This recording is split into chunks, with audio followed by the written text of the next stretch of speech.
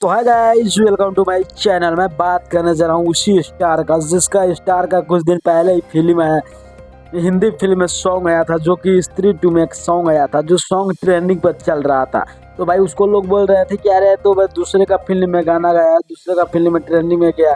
तो मैं आओ उसको मिलाने जा रहा हूँ। उसका हीरो का एक नया फिल्म आया सूर्यवंशम, जो कि धमाका और धमाल दोनों मचा रहा है। कैसे, तो चलिए मैं बात करने जा रहा हूँ कि पवन सिंह का सूर्यवंशम फिल्म आज ऐसा रिकॉर्ड बनाया है कि बहुत ज़्यादा कमाई कर चुका है। आप लोगों को मालूम नहीं होगा, मैं बताने जा रहा हूँ कि सूर्यवंशम फिल्म का एक बहुत बड़ा फिल्म एक रिकॉर्ड बनाने जा रहा है, जो रिकॉर्ड को आप सोच भी नहीं सकते हो कि भाई इतना बड़ा रिकॉर्ड बना सकते हैं पवन सिंह का। हाँ यार, पवन सिंह बना सकते हैं, क्योंकि पवन सिंह का एक गाना भी आया था पुदीना वाला, आप लोग सुने होंगे।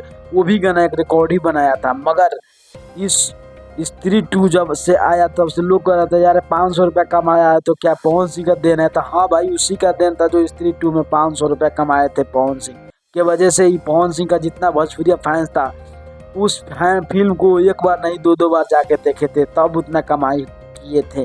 न तो वैसा कमाई कोई फिल्म नहीं कर पाया था, जो कि बॉलीवुड में सबसे महंगा फिल्म स्त्री 2 बन के रह गया है। और स्त्री 2 नहीं बल्कि आने वाला दिन में पवन सिंह का सूर्यवंशम फिल्म है जो एक दिन सुपर हिट बनकर निकल जाएगा, क्योंकि सूर्यवंशम फिल्म का एक अलग ही कहानी लिखा गया है। जो कहानी का आप लोग बात करें देखें तो उसकी पारिवारिक फिल्म, मनोरंजन से भरपूर फिल्म है, जो कि सूर्यवंशम फिल्म को बनाने में बहुत टाइम लगा है। मगर भाई पवन सिंह जब भी आता है, जब भी कुछ अलग करके जाते हैं, जैसे भी ये फिल्म में आए हैं कुछ अलग ही कर दिए हैं। तो आप इस फिल्म को प्रमोट किए हैं, खेसारी लाल भी अपने फेसबुक लाइव से आकर आप कुछ बड़ाई किए। भाई झगड़ा कितना विवाद कुछ भी हो, मगर खेसारी लाल भी खुद सपोर्ट करते हैं पवन सिंह को, और पवन सिंह भी खुद सपोर्ट करते हैं खेसारी लाल को।